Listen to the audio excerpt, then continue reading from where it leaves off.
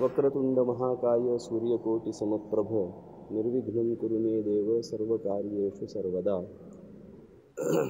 शारदे वरदे शुभ्रे ललितादिभिरन्विते वीणापुस्तकहस्ताब्जे जिह्वाग्रे मम तिष्ठतु।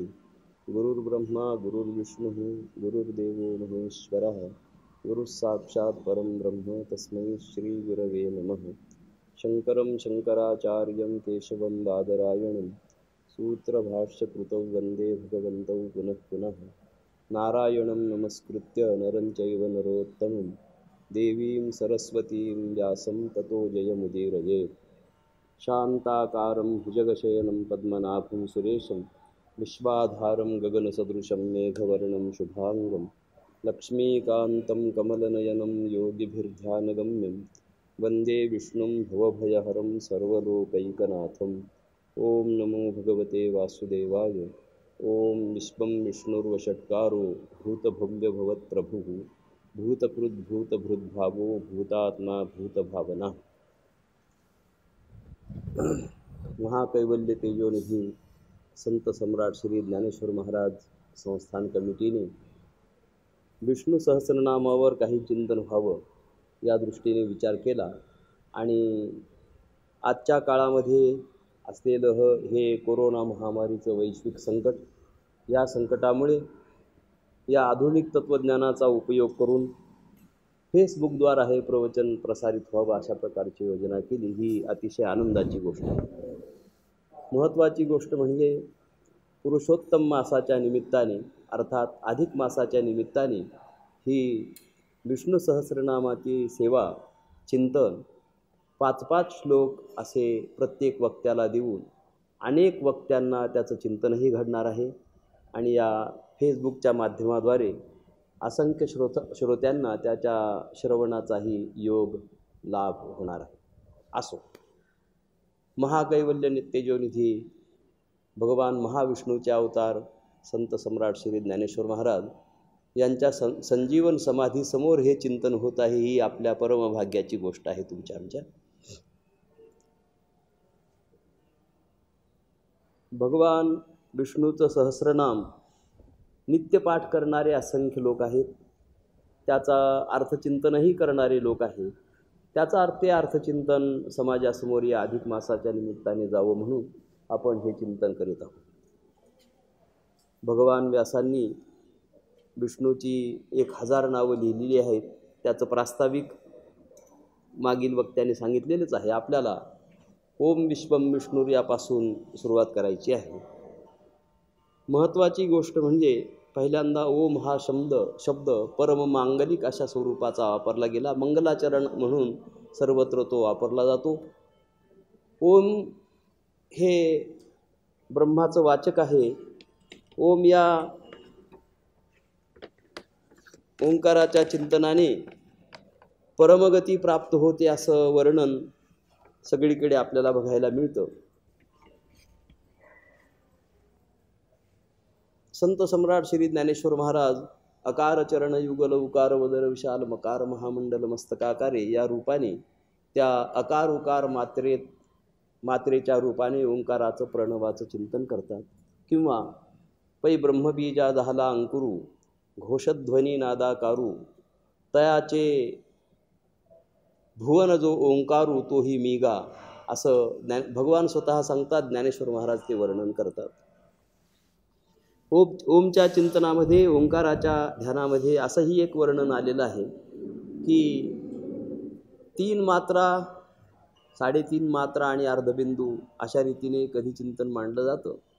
मोठे लोक काही असं चिंतन मांडतात की मात्राहीन असलेला किंवा अनंत मात्रा असलेला द्वैत शून्य असलेला आणि कल्याण स्वरूप असलेला जो ओंकार, त्या ओंकाराला जो जाणतो त्याला मुनी असं म्हणतात, असं पण चिंतन आलेलं आहे। असो, ओंकाराचाही जास्त आपल्याला विचार करायचा नाही। भगवान श्रीकृष्ण परमात्मा गीतेमध्ये सांगतात ओमित्येकाक्षरं ब्रह्म व्याहरन् मामनुस्मरन्। अशा प्रकारचं मृत्यूसमयी ओंकाराचा उच्चार आणि माझं स्मरण जर केलं तर तो परमगतीला प्राप्त होतो असं भगवान सांगतात।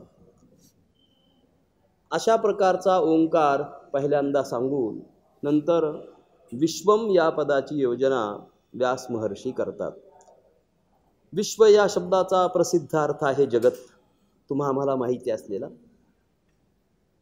जगद्गुरू शंकराचार्य या विष्णू सहस्रनामावर भाष्य लिहितात. त्यांनी भरपूर विस्तार केलेला आहे, तेवढा विस्तार आपल्याला सांगायला वेळ नाही, पण थोडक्यात सांगायचं जर ठरलं तर ते असं म्हणतात की ब्रह्म हे दोन प्रकारचं सांगितलेलं आहे. एक निरुपाधिक ब्रह्म आणि दुसरं सोपाधिक ब्रह्म. दुसऱ्या शब्दात सांगायचं ठरलं तर विश्व शब्दाचा अर्थ जगत केल्यानंतर या जगताचं विवर्तोपादान कारण ब्रह्म आहे असं जे शास्त्रकार सांगतात त्यालाच निरुपाधिक असं म्हणतात. आणि शास्त्रकारच या जगताचं अभिन्न निमित्तोपादान कारण माया विशिष्ट ईश्वर सांगतात, त्यालाच सोपाधिक ब्रह्म असं म्हणतात.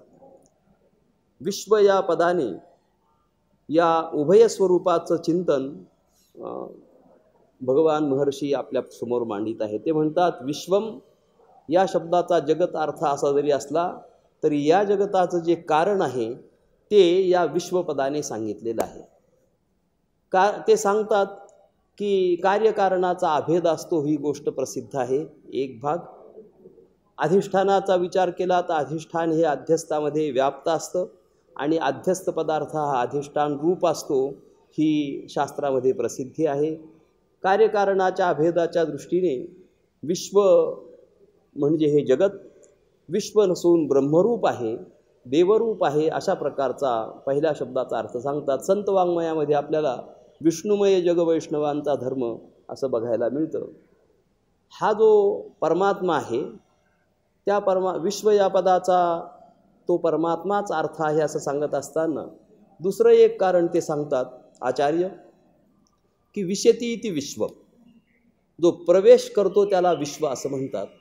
परब्रह्माचं वर्णन करीत असताना त्याने या संपूर्ण सृष्टीला निर्माण केलं आणि त्यात तो प्रविष्ट झाला असं वर्णन येतं. त्यामुळे विश्व या शब्दाने तो परमात्मा सांगतात असं भाष्यकार लिहितात.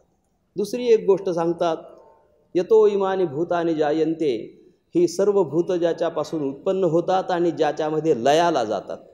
प्रलयाच्या वेळी सर्व प्राणीमात्रांचा ज्या ठिकाणी लय होतो म्हणजे हे प्राणीमात्र ज्याच्या ठिकाणी प्रवेश करतात असा जो परमात्मा आहे त्यालाच विश्व या पदाने सांगितलेलं आहे.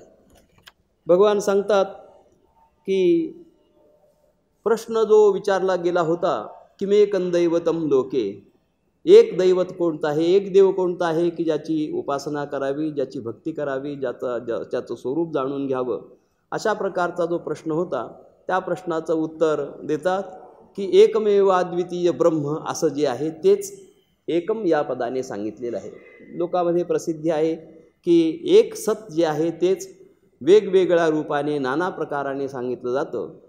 तर या ठिकाणी प्रश्न विचारल्यानंतर विश्वम या शब्दाचा अर्थ ब्रह्म असा पहिला केला. त्यानंतर सांगतात की हे ब्रह्म जे आहे ना ते सोपाधिक निरुपाधिक थोडं अवघड पडतं, आम्हाला सोपं आम्हाला समजेल अशा शब्दात काही सांगा. तर त्यासाठी ते दुसरा शब्द वापरतात विष्णू. विश्व परब्रह्म, विश्व शब्दाने परब्रह्म सांगून नंतर सांगतात की जसं ज्ञानेश्वर महाराज वर्णन करतात, गुणी देवा त्रयी लाविली, सत्वगुण रजोगुण आणि तमोगुण या गुणांचा उपाधी लागल्यानंतर एकच परमात्मा तीन रूपात होतो असं शास्त्रकार सांगतात. ज्ञानेश्वर महाराजही तेच वर्णन करतात. तर त्यापैकी परिपालन करणारा जो विष्णू आहे तो विष्णू दुसऱ्या नावाने या ठिकाणी सांगितला जातो. या विष्णूचं महात्म्य सांगत असतानाच त्याच्यासाठीच सहस्रनाम म्हणजे त्याच्यासाठीच 1000 नामं आहेत. व्यास महर्षी स्मर्तव्य हा सततम विष्णु विस्मर्तव्यो न जातुचित सर्वे विधिनिषेधा स्युः एतयोरेव किंकराः असं त्या विष्णूचं वर्णन करतात. सतत विष्णूचं स्मरण केलं पाहिजे, विष्णूचं कधीही विस्मरण होता कामा नये. आणि ते सांगतात ह्या गोष्टी दोन गोष्टी जर आपण जपल्या तर सर्व विधिनिषेध तुम्हाला म्हणजे निषेधाचा त्याग केल्याचंही तुम्हाला फळ प्राप्त होईल आणि विधीचं अनुष्ठान केल्याचंही फळ तुम्हाला प्राप्त होईल असं व्यास महर्षींनी वर्णन केलेलं आहे. थोडक्यातच आपल्याला चिंतन करायचं असल्याकारणाने हे विष्णूचं इतकं किंवा सर्वत्र जो व्याप्त असतो, सर्वत्र व्यापलेला जो आहे, जसं तुकाराम महाराज विठ्ठल जळी स्थळी भरला, ज्ञानेश्वर महाराज सांगतात तिरिता ठाव नाही उरला, किंवा विठ्ठल विस्तारला जनी, हे जे व्यापकतेचं वर्णन केलेलं आहे ते ज्याचं वर्णन आहे त्याला विष्णू असं म्हणतात, असं या ठिकाणी थोडक्यात आपल्याला सांगता येईल. विश्वम विष्णुर वषट्कारः, तिसरं नाव आहे वषट्कार. वषट हा एक मंत्र आहे वैदिक. तर वषट्कार या शब्दाचे 2-3 अर्थ होतील. त्यापैकी वषट्कार म्हणजे वषट याचा उच्चारण करणारा एक. वषट्कार या शब्दाचा, वषट हा मंत्र ज्या उद्देशाने, ज्या परमात्म्याच्या उद्देशाने सांगितला जातो तो परमात्मा, म्हणजे यज्ञाच्या ज्या वेगवेगळ्या देवता असतात त्या देवता. आणि यज्ञ आणि विष्णू यांचं स्वरूप जर बघितलं तर शास्त्रकार सांगतात यज्ञो वे विष्णू, यज्ञ हाच विष्णू आहे. त्यामुळे वषट्कार या शब्दाने विष्णूच सांगितला जातो, असं विष्णू सहस्रनामात आपल्याला चिंतन करता येईल. आपले साधू संत या यज्ञेशाचं, भगवान विष्णूचं वर्णन करीत असताना 17 अक्षरात असे तुझी मूर्ती, यज्ञेशा तुझ प्रती नमो नमो असं वर्णन करतात. त्या 17 अक्षरामध्ये वषट हा मंत्र येतो. या ठिकाणी त्यांनी दिले की ओ श्रावय अस्तु श्रौषट यज ए यजामहे आणि वषट असे 5 मंत्र आहेत. त्याच्यामध्ये 17 अक्षरं आहेत. तर यापैकी वषट या मंत्राचा उच्चार करून हविर्द्रव्याची आहुती त्या ठिकाणी दिली जाते. तर तो ज्याच्यासाठी, ज्या महाविष्णूसाठी किंवा जो यज्ञाचं स्वरूप आहे तो विष्णूच वषटकाराने सांगितला जातो, असं या ठिकाणी व्यास महर्षी आपल्याला सांगतात. त्याच्यानंतर पुढचं नाव आहे भूतभव्य भवत, चौथं नाव आहे. काळाचा विचार केला तर आपण जाणतो की भूतकाळ, वर्तमान काळ आणि भविष्यकाळ. तर तिन्ही काल स्वरूप किंवा तिन्ही काळाचा स्वामी, तिन्ही काळांचा प्रभू, ज्याचं वर्णन दुसऱ्या शब्दात असं करतात की सत्ता मात्र हेच ज्याचं ऐश्वर्य आहे, असा परमात्मा भूतभव्य भवत प्रभू या शब्दाने सांगितला जातो. त्याच्यानंतर सांगतात नामामध्ये की भूतकृत असं एक पद आलेलं आहे. आपल्याला थोडं बघायला त्रास होतोय. भूतभव्य भवत प्रभू म्हणजे कालत्रयाचा स्वामी असा अर्थ केला. दुसरं पद आहे भूतकृत. भूतकृत या पदाचे 2 अर्थ सांगितलेले आहेत. एक अर्थ आहे भूतांना सर्व प्राणीमात्रांना निर्माण करणारा म्हणून त्याला भूतकृत म्हणतात, आणि सर्व प्राणीमात्रांचा संहार करणारा त्यालाही भूतकृत असं म्हणतात. 2 अर्थ या भूतकृत या शब्दाचे सांगितलेले आहेत. त्याच्यानंतर तिसरा शब्द आला भूतभृत, नंतरचा शब्द आला भूतभृत, म्हणजे भूतांचं भरण पोषण करणारा, पालन करणारा हा भूतभृत या पदाने सांगितलेला आहे. त्याच्यानंतर आहे भूतात्मा आणि नंतर आहे भूतभावना. भूतात्मा शब्दाचा खुलासा करीत असताना असा केला की सर्व भूतांच्यामध्ये अंतर्यामी रूपाने राहणारा जो आहे त्यालाच भूतात्मा असं म्हणतात. तोच या विष्णूच्या नावामध्ये आलेला आहे असं सांगतात. त्याच्यानंतर भूतांची भावना करतो या शब्दाचा अर्थ केला आहे त्या भूतांची उत्पत्ती करतो आणि त्यांची वाढ करतो, याच्यामुळे त्याला भूतभावन असं म्हणतात. ओम विश्वम विष्णुर्वषट्कारो ओम विश्वम विष्णुर्वषट्कारो भूतभव्य भवत प्रभू भूतकृत भूतभृत भावो भूतात्मा भूतभावना, या 9 नावांचा सामान्य रूपाने अर्थ आपल्यासमोर आपण चिंतन केलेलं आहे, सांगितलेलं आहे. पुढचा श्लोक आहे पूतात्मा. पूतात्मा या शब्दाचा अर्थ करताना भाष्यकार करतात की पूत हा आत्मा यस्य सहा पूतात्मा. पवित्र आहे आत्मा शब्दाचा अर्थ स्वरूप. तर असे शब्द आपल्याला ऐकायला मिळतात. धर्मात्मा, पुण्यात्मा असे शब्द आपण ऐकतो. तर धर्म हेच ज्याचं स्वरूप आहे तो धर्मात्मा, पुण्य हेच ज्याचं स्वरूप आहे तो पुण्यात्मा, ज्ञान हेच ज्याचं स्वरूप आहे तो ज्ञानात्मा, अशा प्रकाराने शब्द तयार होतात. या ठिकाणी सांगतात की पूत शब्दाचा अर्थ पवित्र, आणि पवित्र असं ज्याचं स्वरूप आहे तोच आहे पूतात्मा. दुसराही एक अर्थ करतात की समासाचा फरक करून ते सांगतात की पूतही आहे म्हणजे पवित्रही आहे आणि आत्माही आहे, असा जो आहे त्याला पूत आत्मा असं म्हणतात. जसं रामेश्वर या पदाचं चिंतन करीत असताना समासाचा भेद करून रामस्य ईश्वरः रामेश्वरः, म्हणजे रामाचा ईश्वर म्हणून त्याला रामेश्वर म्हणतात असं उदाहरणार्थ सांगितलं जातं. भगवान शंकर सांगतात की नाही, रामः यस्य ईश्वरः सः, रामः ईश्वरः यस्य सः रामेश्वरः, असं भगवान शंकराने पद समास करून त्याचा अर्थ सांगितला. राम ज्याचा ईश्वर आहे तो रामेश्वर.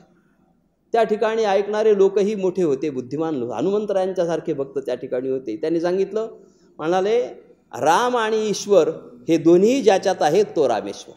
अशा पद्धतीने पवित्र रामही आहे आणि ईश्वरही आहे, असा जो आहे तो रामेश्वर. जसा तसा पूत म्हणजे पवित्रही आहे आणि आत्माही आहे, अशा स्वरूपाचा जो त्याला पूतात्मा असं म्हणतात. पुढे आहे परमात्मा. परम शब्दाचा अर्थ आहे श्रेष्ठ. तर सर्वात श्रेष्ठ असा जो आहे त्याला परमात्मा असं म्हणतात. या ठिकाणी ते सांगतात की त्याचं ऐश्वर काय आहे, तर म्हणाले त्याचं ऐश्वर जसं मागे सांगितलं की सत्ता हेच ज्याचं ऐश्वर आहे, निर्गुण हेच ज्याचं ऐश्वर आहे, काहीही त्याच्या ठिकाणी नाही, अशा स्वरूपाचा जो आहे तोच त्याचं. ज्ञानेश्वर महाराज म्हणतात ना, अर्जुना काहीच जेथ नाही तो प्रकृतीचा भरता पाही, अशा प्रकारचा सर्वात श्रेष्ठ जो आहे त्याला परमात्मा असं म्हणतात. दुसऱ्या शब्दात त्याला सांगतात की जो मळरहित आहे, शुद्ध स्वरूपाचा आहे म्हणण्यापेक्षा नित्यशुद्ध, नित्यबुद्ध आणि नित्यमुक्त अशा स्वरूपाचा जो आहे त्याला परमात्मा असं भाष्यकारांनी सांगितलेलं आहे. त्याच्यानंतरचं नाव आहे मुक्तानाम परमागती. भगवत स्वरूपाला जाणल्यानंतर त्या पुरुषाला मुक्त पुरुष असं म्हणतात. जसं वेद स्वतः सांगतो, ब्रह्मविद ब्रह्म एव भवती, ब्रह्मवेत्ता हा ब्रह्मरूप होतो. तर हे जे मुक्त झालेले पुरुष आहेत त्यांची परमगती, सर्वात श्रेष्ठ गती, या शब्दाचा अर्थ करतात अंतिम साध्य, गंतव्य. हे सर्व मुक्त पुरुषांचं अंतिम साध्य जे आहे त्या परमात्म्याला मुक्तानाम परमागतीही असं म्हणतात. ज्या गतीचं वर्णन सा काष्ठा सा परागतीही अशा रूपाने केलं जातं. त्याच्यानंतर भगवान स्वतः सांगतात की त्या ठिकाणी गेल्यानंतर नस पुनरावर्तते, त्या स्वरूपाला प्राप्त झाल्यानंतर तो पुन्हा जन्माला येत नाही किंवा पुन्हा संसारात येत नाही. अशा स्वरूपाचं जे साध्य आहे त्यालाच मुक्तानाम परमागतीही असं म्हणतात. पुढे पद आलेलं आहे अव्ययः. व्यय शब्दाचा अर्थ आहे विकार किंवा विनाश. तर ज्याचा विकार, ज्याच्यामध्ये काही विकारही निर्माण होत नाही आणि ज्याचा विनाशही होत नाही, अशा स्वरूपाचा जो आहे त्याला अव्यय असं म्हणतात. पुरुषः प्रसिद्ध आहे. पुर शब्दाचा अर्थ आहे हे शरीर. शास्त्रकार सांगतात 9 द्वारांनी युक्त असलेलं हे जे शरीर आहे याच्यामध्ये जो शयन करतो त्याला पुरुष असं म्हणतात. दुसरा एक अर्थ सांगतात शास्त्रकार की म्हणाले की हे जे शरीर आहे याच्यामध्ये शयन करतो त्यामुळे पुरुष म्हणतात. ही गोष्ट जशी आहे तशी एक पुरुषाचं पुरुषत्व सांगत असताना त्यांनी एक गोष्ट सांगितली की पुरा आसीत. भाष्यकार लिहितात की पूर्वम एव अहम इह आसम, पूर्वीच या ठिकाणी मी होतो. अशा प्रकारचं जो जाणतो, अशा प्रकारचं जो चिंतन करतो ते म्हणतात ते पुरुषाचं पुरुषत्व आहे. साधू संतही देहाचं वर्णन करीत असताना हा देह निर्माण होण्याच्या पूर्वीच तो येथे होता असं त्याचं वर्णन करतात. असं ज्याचं वर्णन केलं जातं त्याला पुरुष असं म्हणतात. त्याच्यानंतर पुढचं पद आहे साक्षी. साक्षी व्यवहारामध्ये साक्षी देणारा असतो त्याला साक्षी म्हणतात. गुरुवरे साखरे महाराज त्याला विनोदाने सांगतात की साक्षी पुरावा. पुरावा शब्दाचा अर्थ त्याला गाढावं असं, पुरणे असं ते सांग. तर हा साक्षी व्यवहारातला वेगळा. परमार्थातला साक्षी सांगत असताना ते सांगतात कोणत्याही माध्यमाची ज्याला गरज नाही, साक्षात जो स्वरूपभूत ज्ञानाने सर्व पदार्थांना जाणतो त्याला साक्षी असं म्हणतात. त्यालाच कूटस्थ असं म्हणतात, त्यालाच अविकारी असं म्हणतात. अशा प्रकारचा परमात्म्याचा साक्षी या नावाने उल्लेख या ठिकाणी महर्षी करतात. पुढे सांगतात व्याकरणाच्या दृष्टीने साक्षात द्रष्टा जो असतो त्याला साक्षी असं म्हणतात. पुढे सांगतात क्षेत्रज्ञ. क्षेत्र या शब्दाचा प्रसिद्ध अर्थ आहे शरीर, आणि या शरीराला जाणणारा जो आहे त्याला क्षेत्रज्ञ असं म्हणतात. भगवान स्वतः क्षेत्रज्ञांच्या अपिमाम विद्धी असं वर्णन करतात. म्हणजे क्षेत्राला जाणणारा जो क्षेत्रज्ञ आहे तो मीच आहे असं महावाक्याच्या रूपाने, गीतेच्या महावाक्याच्या रूपानेच भगवान गीतेमध्ये सांगतात. वेदामध्ये तत्वमसी महावाक्य आलेलं आहे. तत्वमसी महावाक्याने जीव ब्रह्माची एकता सांगितलेली आहे. ही गोष्ट प्रसिद्ध आहे.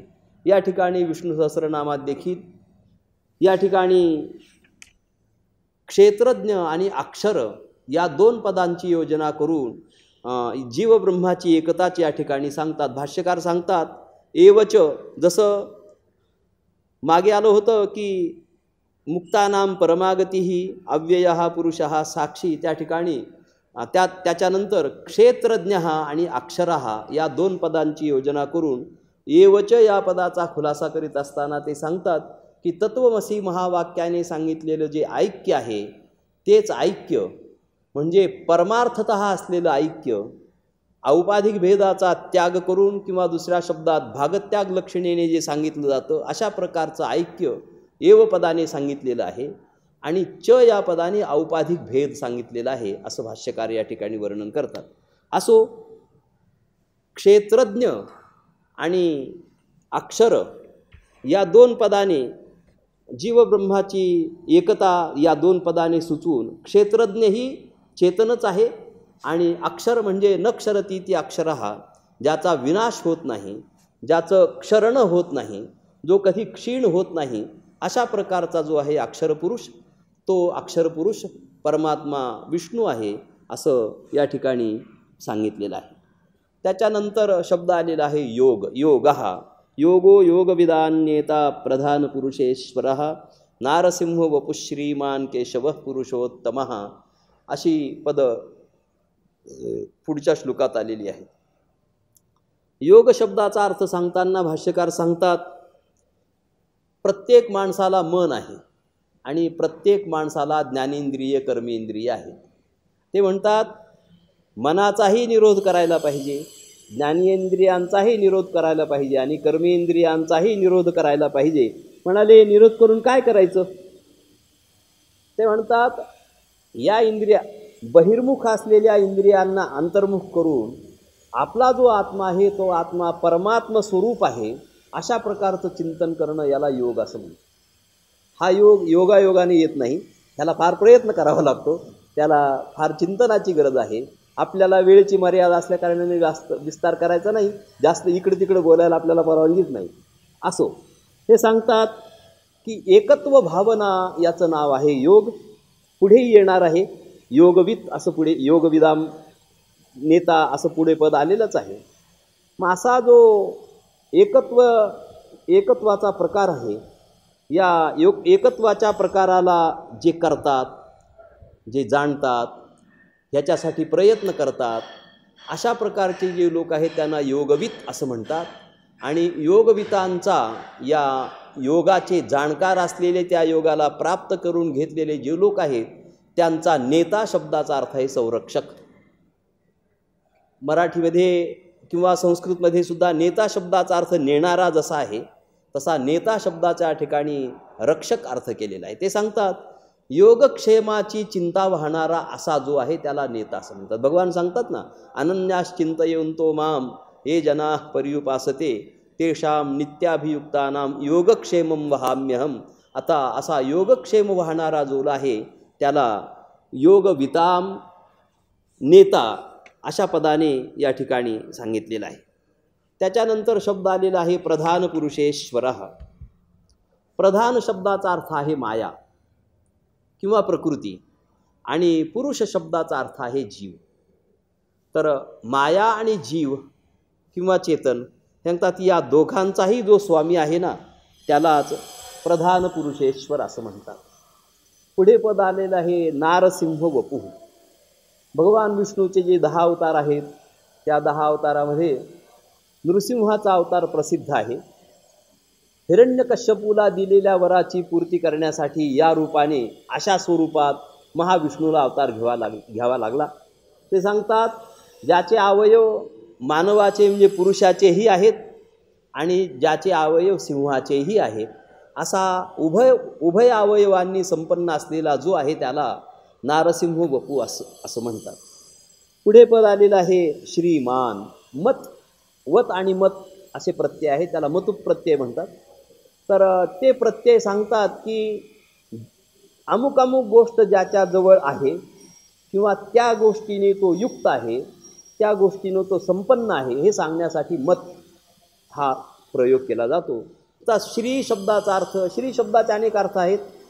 आपल्याला एक लक्ष्मी अर्थ जर घेतला तर लक्ष्मीने जो संपन्न आहे, लक्ष्मीने जो युक्त आहे, ऐश्वर्याने जो संपन्न आहे त्याला श्रीमान असं म्हणतात, असं अर्थचिंतन या ठिकाणी केलेलं आहे. पुढे पद आलेलं आहे केशव. केशव पदाचे भाष्यकार 2-3 अर्थ सांगतात. पहिला अर्थ सांगतात ज्याचे केश चांगले आहेत त्याला केशव असं म्हणतात. प्रवचनकार सांगतात की कलियुगामध्ये केश रचनेला फार महत्त्व आहे.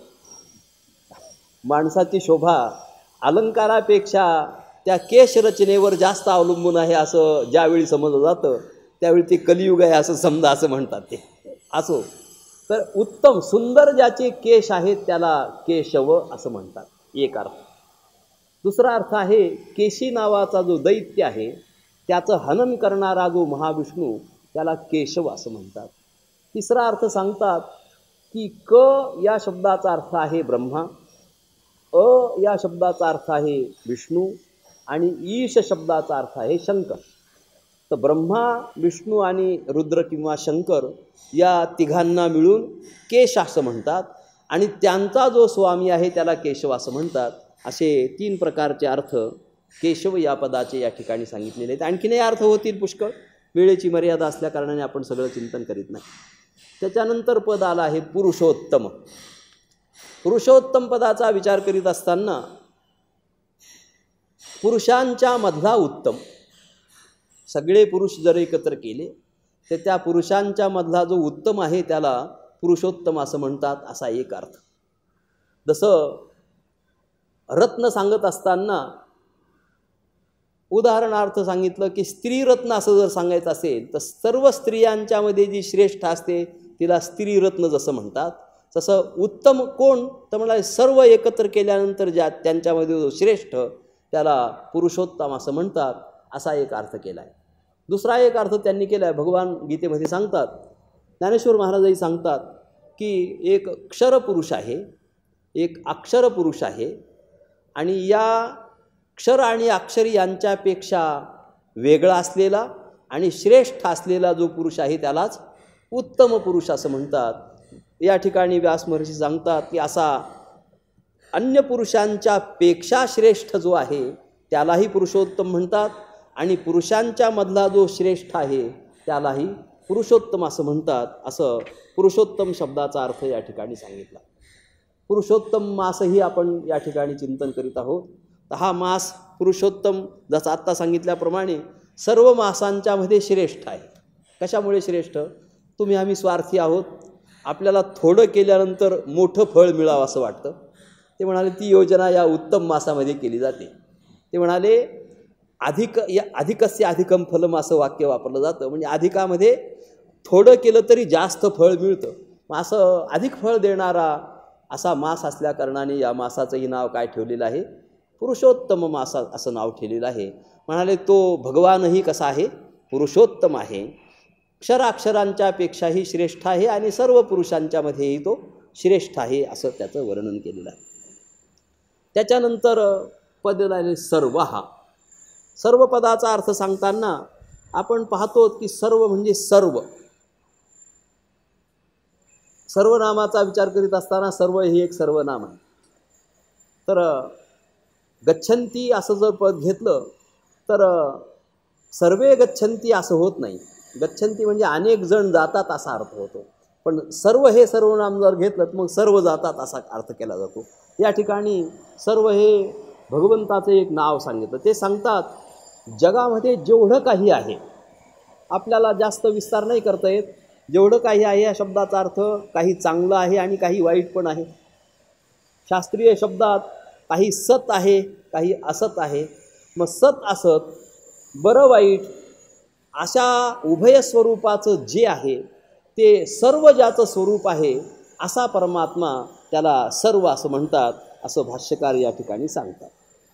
शर्व हा दुसरं पद आहे शर्व. ते म्हणाले प्रलयकाल ज्याप्रमाणे सर्वच परमात्मा आहे, जसं सुरुवातीला आपण सांगितलं की विष्णुमय जग, संपूर्ण जग हे परमात्मा रूप आहे, सा परमात्मा सर्व या नावाने सांगितला जातो. तसं म्हणाले हा परमात्मा संहार पण करतो. उत्पत्ती स्थिती आणि लय या तिन्हींच्यामध्ये संहार करणारा जो असतो त्याला शर्व असं म्हणतात. सर्व हा शर्व हा संहार करता जो आहे, ज्याला आपण रुद्र असं म्हणतो, तर तो रुद्र शर्व या पदाने सांगितलेला आहे. म्हणजे प्रजेचा विनाश करणारा जो, तो शर्व या पदाने सांगतात. पुढे पद आलं शिव. शिव या शब्दाचे अनेक अर्थ आपण पाहतो, त्यापैकी प्रसिद्ध अर्थ आहे शंकर.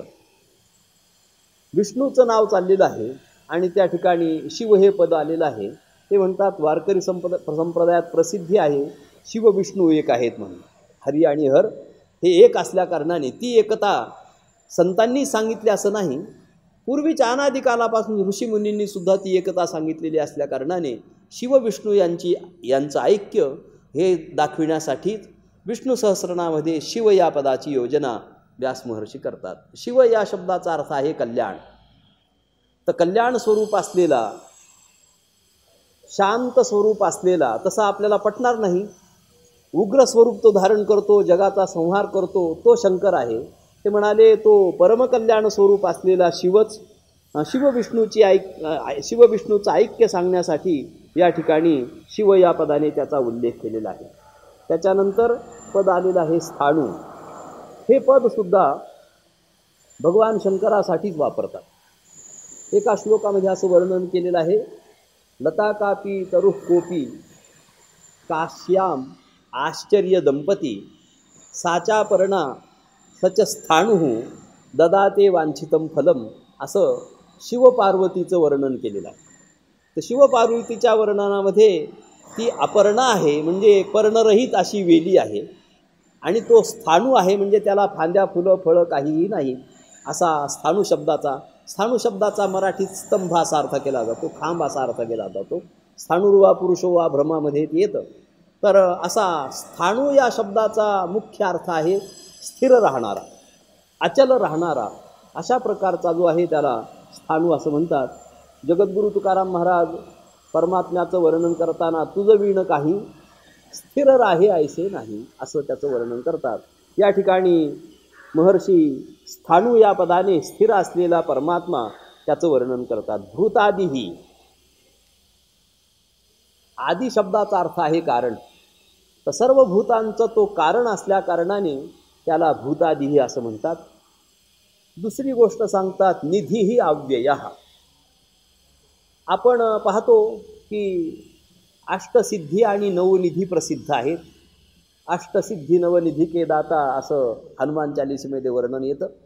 तर नवनिधी पद्म खर्व वगैरे निधी सांगितलेले आहेत, 9 प्रकारचे निधी सांगितलेले आहेत. तर निधी शब्दाचा अर्थ आहे ठेवा, मोठा साठा. तर असा मोठा साठा जो आहे तो निधी या ठिकाणी सांगतात नुसता निधी नाही, अव्ययः, ज्या निधीचा विनाश होत नाही अशा प्रकारचा हा भगवान विष्णू आहे असं त्याचं वर्णन करतात. त्याच्यानंतर सांगतात संभवः. संभव शब्दाचा अर्थ ते सांगतात की उत्पन्न करणारा,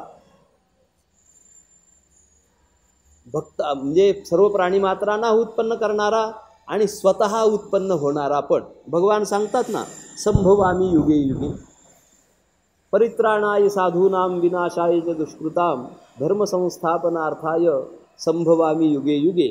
असा जो संभव आहे, या संभवालाच म्हणजे स्वतःच उत्पन्न होतो असा जो आहे तो आपल्या इच्छेनुसार उत्पन्न होतो मायाशक्तीचा अंगीकार करून उत्पन्न होतो, अशा प्रकारचा जो आहे. त्याच्यानंतर दुसरे एक वर्णन करतात, साधू संतही सांगतात, गर्भदुःखा वाचून तो उत्पन्न होतो. साधू संत सांगतात, अयोनी संभव प्रगटला हा राघव, किंवा अयोनी संभव नोहे काही श्रमी, नाम याचा स्वामी प्रगटला. असं गर्भदुःखा वाचून जो उत्पन्न होतो त्याला या ठिकाणी संभव हा असं सांगितलेलं आहे. भावना हा असं पद आहे. ते म्हणतात, भोगते जे लोक आहेत त्या भोगत्या लोकांच्या साठी फळाची गरज आहे. त्या फळाला उत्पन्न करणारा जो आहे त्याला भावना हा असं म्हणतात. त्याच्यानंतर आलपद आलेलं आहे भरता. ते म्हणाले, भाष्यकार सांगतात की परमात्मा भरता आहे या शब्दाचा अर्थ आहे तो अधिष्ठान रूपाने या जगाचं भरण पोषण करतो. अधिष्ठानाच्या सत्तेवरच अध्यस्थाची सत्ता असल्याकारणाने त्या अध्यस्थाला सत्ता देऊन त्याचं भरण पोषण करणारा तो असल्याकारणाने त्याला भरता असं म्हणतात. त्याच्यानंतर पद आहे प्रभवः. भव आणि प्रभव ते सांगतात की संपूर्ण जे पृथ्वीआदी महाभूत आहेत या महाभूतांची उत्पत्ती करणारा, किंवा ज्याचा स्वतःचा जो उत्पत्तीचा भाग आहे तो दिव्य अशा स्वरूपाचा आहे. जन्मकर्मच मे दिव्यम या ठिकाणी जे सांगितलेलं आहे, अशी ज्याची स्वतःची उत्पत्ती दिव्य अशा स्वरूपाची आहे तो प्रभव आहे, किंवा सर्व पृथ्वीआदी महाभूतांची तो उत्पत्ती करतो म्हणून त्याला प्रभव असं म्हणतात. संपूर्ण क्रिया ज्या आहेत त्या क्रियांच्यामध्ये सामर्थ्याचा विचार केला असताना अधिक सामर्थ्यवान जो आहे त्याला प्रभू असं सांगतात. सामर्थ्यवान, सर्वात जास्त सामर्थ्यवान जो आहे त्याला प्रभू असं सांगतात. आणि ऐश्वर्याने संपन्न जो आहे त्याला ईश्वर असं सांगतात. षड्गुण ऐश्वर्य संपन्न परमात्मा आहे असं त्याचं वर्णन केलं जातं. या ठिकाणी सांगतात की उपाधिरहितही ऐश्वर्य, जसं आपण सत्ता मात्र ऐश्वर्य मागे सांगितलं, तो उपाधिरहित ऐश्वर्याने किंवा षड्गुण ऐश्वर्याने संपन्न असलेला जो आहे त्यालाच ईश्वर असं म्हणतात. अशा प्रकारे या श्लोकामध्ये सांगितलेलं आहे. त्याच्यानंतर पुढच्या श्लोकात सांगतात, स्वयंभू शंभुरादित्यः पुष्कराक्षो महास्वनः अनादिनिधनो धाता विधाता धातुरुत्तमः. सांगतात स्वयंभू शब्दशः अर्थ होतो स्वतःच होणारा. स्वयंभू म्हणजे स्वतःच होतो अशा प्रकारचा तो परमात्मा आहे. ते सांगतात त्याला उत्पन्न करण्यासाठी दुसरा कोणी लागत नाही, तो स्वतःच प्रगट होतो. ज्ञानेश्वर महाराज त्याचं वर्णन करतात, जे कार्य नाही म्हणजे त्याला कोणी उत्पन्न करणारा नाही. पुढे सांगतात तो कारण पण नाही, जे कार्य ना कारण जया एक ना दुजे पण आपण या जे जाण आपणची, असं त्या परमात्म्याचं वर्णन करतात. या ठिकाणी भाष्यकार सांगतात स्वतःच जो प्रगट होतो अशा प्रकारचा जो आहे तो स्वयंभू आहे. स्वयंभू शब्दाचा दुसरा एक अर्थ करतात स्वतंत्र. जसं त्यांनी उदाहरण दिले भाष्यकारांनी, परांच खानी व्यतृणत स्वयंभूहू. तर या जीवांची जी इंद्रिय आहेत त्यांना बहिर्मुख करून तो त्यांना नष्ट करतो. हे करण्यामध्ये तो का करतो ते म्हणाले, तो परतंत्र नाही, तो स्वतंत्र आहे, तो काहीही करू शकतो. तर काहीही करू शकतो अशा प्रकारचा स्वतंत्र जो आहे त्यालाच, आणि स्वतः जो होतो त्यालाच स्वयंभू असं म्हणतात. पुढे पद आलं आहे शंभू. शम शब्दाचा अर्थ आहे प्रसिद्ध सुख, आणि या सुखाला जो उत्पन्न करतो त्याला शंभू असं म्हणतात. भगवान शंकराचं नाव शंभू प्रसिद्ध आहे. त्या ठिकाणी सांगतात की सुखाला उत्पन्न करणारा तो शंभू भगवान विष्णू देखील आहे. पुढे पद आलं आहे आदित्य. आदित्य शब्दाचा एक अर्थ सूर्य प्रसिद्ध आहे. ते म्हणतात विभूती योगामध्ये सूर्य माझी विभूती आहे असं भगवान सांगतात. या ठिकाणी द्वादश आदित्य सांगितलेले आहेत. तर द्वादश आदित्य जे आहेत त्यापैकी त्यातला जो भगवान या ठिकाणी सांगतात विष्णू नावाचा जो आहे तो मी आहे. द्वादश आदित्यामध्ये विष्णू एक आहे. आदित्य शब्दाचा अर्थ विष्णू असा केला जातो.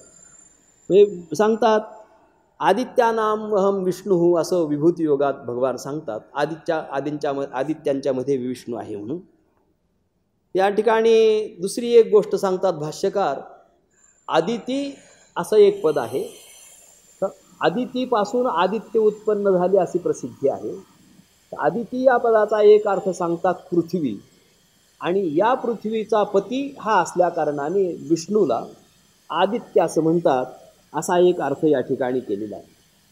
दुसरी एक गोष्ट भाष्यकार सांगतात, साधुसंतही ती सांगतात, सगळेच लोक सांगतात की आदित्य शब्दाचा सूर्य अर्थ केल्यानंतर ज्याप्रमाणे दृष्टांतामध्ये सांगतात की पाण्याने भरलेले एक पात्र ठेवायचं, असे 10 पात्र ठेवले, 100 पात्र ठेवले पाण्याने भरलेले, तर सूर्य एक आहे, पण एक असलेला सूर्य 100 पात्रामध्ये अनेक रूपाने दिसतो.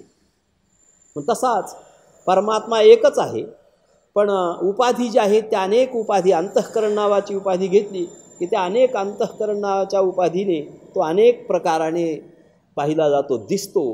ती ही सूर्याची साम्यता त्याच्या ठिकाणी असल्या कारणाने त्याला आदित्य असं म्हणतात, असं भाष्यकार या ठिकाणी सांगतात. पुष्कराक्ष हा असं पद आहे. पुष्कर शब्दाचा अर्थ आहे कमळ, आणि अक्ष शब्दाचा अर्थ आहे डोळे. तर कमळासारखे ज्याचे डोळे आहेत त्याला पुष्कराक्ष हा असं म्हणतात. महास्वन, स्वन शब्दाचा अर्थ आहे नाद. ते सांगतात ज्याचा नाद, ज्याला आपण घोष म्हणतो, घोष जय जयकार, मोठ्याने जय घोष केला जातो, ते सांगतात याचाही आवाज फार मोठा आहे. म्हणाले आम्हाला कसा ऐकायला मिळेल? ते सांगतात याचा आवाज म्हणजे याच्या मुखातून निघालेले वेद, किंवा ज्ञानेश्वर महाराजांनी सांगितल्याप्रमाणे जयाचे निश्वासी जन्म झाले शब्दराशी, वेदराशी. तर वेदराशी ज्याच्या यस्य निश्वसितम वेदा हा असं ज्याचं वर्णन केलं जातं. तर वेदरूप जो शब्द आहे तो शब्द फार मोठा शब्द आहे. तो ज्याचा आहे असा महास्वन, म्हणजे ऋग्वेद, यजुर्वेद, सामवेद, अथर्ववेद अशा 4 वेदांच्या रूपाने जो शब्द आहे तो शब्द ज्याचा आहे असा महास्वन तो महाविष्णू आहे, असं या ठिकाणी सांगतात. अनादि निधनः असं एक पद आलेलं आहे. आदी शब्दाचा अर्थ आहे उत्पत्ती, आणि निधन शब्दाचा अर्थ आहे मृत्यू. अन शब्दाचा अर्थ आहे नाही. मग ज्याला उत्पत्ती आणि नाश नाही अशा प्रकारचा जो विष्णू आहे त्यालाच अनादि निधनः असं म्हणतात. त्याच्यानंतर अनादि निधनः, त्याच्यानंतर पद आलेलं आहे धाता. धाता, विधाता आणि धातुरुत्तम अशी 3 पदं आहेत पुढे. ते सांगतात धाता शब्दाचा अर्थ सांगत असताना धारण करणारा जो असतो त्याला धाता असं म्हणतात. म्हणाले पृथ्वीचं धारण करणारा शेष नाग आहे असं वर्णन केलं जातं. नागांचं वर्णन करत असताना अनंतम वासुकिं शेषम पद्मनाभंच कंबलम शंखपालम धृतराष्ट्रम तक्षकम कालियन तथा एतानि नवनागानी नागानांच महात्मनाम असं वर्णन, नागांचं 9 नागांचं वर्णन येतं. म्हणाले या नागाच्या रूपाने, शेष नागाच्या रूपाने जो संपूर्ण विश्वाला धारण करतो त्यालाच धाता असं म्हणतात. त्याच्यानंतर सांगतात विधाता. फलाची सृष्टी करणारा जो आहे, फलाची उत्पत्ती करणारा आहे त्याला विधाता असं म्हणतात. किंवा दुसरा एक अर्थ करतात, धाता जो सांगितला ना, तर ध्यात्यालाही धारण करणारा जो आहे त्याला विधाता असं सांगतात. त्याच्यानंतर पुढे सांगतात की धारण करणारे जे लोक आहेत त्यांच्यामध्ये उत्कृष्ट अशा प्रकारचा जो आहे त्यालाच धातुः उत्तमः अशा प्रकारचं वर्णन करतात. पृथ्वीमध्ये अनेक धातू आहेत, त्या धातूंच्यामध्ये त्या धातूंना धारण करणारी ती पृथ्वी आहे. त्याच्या म्हणतात की अशा प्रकारच्या श्रेष्ठ असलेल्या धारण करणाऱ्यांच्या मध्ये हा उत्तम आहे, म्हणून याला धातुः उत्तमः असं म्हणतात.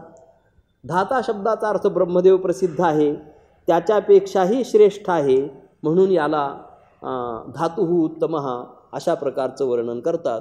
थोडक्यामध्ये 5 श्लोकामध्ये 45 नावांचा विचार आलेला आहे. आपल्या अल्पमतीप्रमाणे आणि वेळेच्या मर्यादेप्रमाणे जेवढं काही आपल्याला थोडक्यात चिंतन करता आलं ते चिंतन आपण या ठिकाणी केलेलं आहे. संस्थानाच्या या स्तुत्य उपक्रमाचा आपण सुरुवातीलाच उल्लेख केला की पुरुषोत्तम मासाच्या निमित्ताने या आधुनिक तंत्रज्ञानाचा उपयोग करून ते आधुनिक तंत्रज्ञान मी सांगितलं की कोरोना नावाच्या संकटामुळे वापरावं लागत आहे. नाहीतर या ठिकाणी दररोज श्रोते वक्ते अशा प्रकारचा समागम चालत होता. असो, अशाही बिकट परिस्थितीमध्ये हे पुरुषोत्तम मासाच्या निमित्ताने चिंतन चाललेलं आहे आणि हे चिंतन करायला मला मिळालं हे माझं परमभाग्य समजतो. आत्ता सुरुवातीलाच सांगितल्याप्रमाणे महाविष्णूचे अवतार असलेले संत सम्राट श्री ज्ञानेश्वर महाराज आणि पुरुषोत्तम मास या त्रिवेणी संगमाचा विचार करूनच, तसं सांगतात ना, कथा त्रिवेणी संगम देव भक्त आणि नाम, याप्रमाणे ही त्रिवेणी या ठिकाणी आपल्याला मिळालेली आहे. त्यात हे वाक्पुष्प भगवतचरणी समर्पण करण्याचा मला योग प्राप्त झाला हे माझं परमभाग्य समजतो आणि हे मर्यादित असलेले 2 शब्द पूर्ण करतो. पुंडलिक वरदा हरी विठ्ठल श्री ज्ञानदेव तुकाराम विठ्ठल विठ्ठल विठ्ठल विठ्ठल विठ्ठल विठ्ठल. पुंडलिक वरदा हरी विठ्ठल श्री ज्ञानदेव तुकाराम. पंढरीनाथ भगवान की जय. माऊली ज्ञानेश्वर महाराज की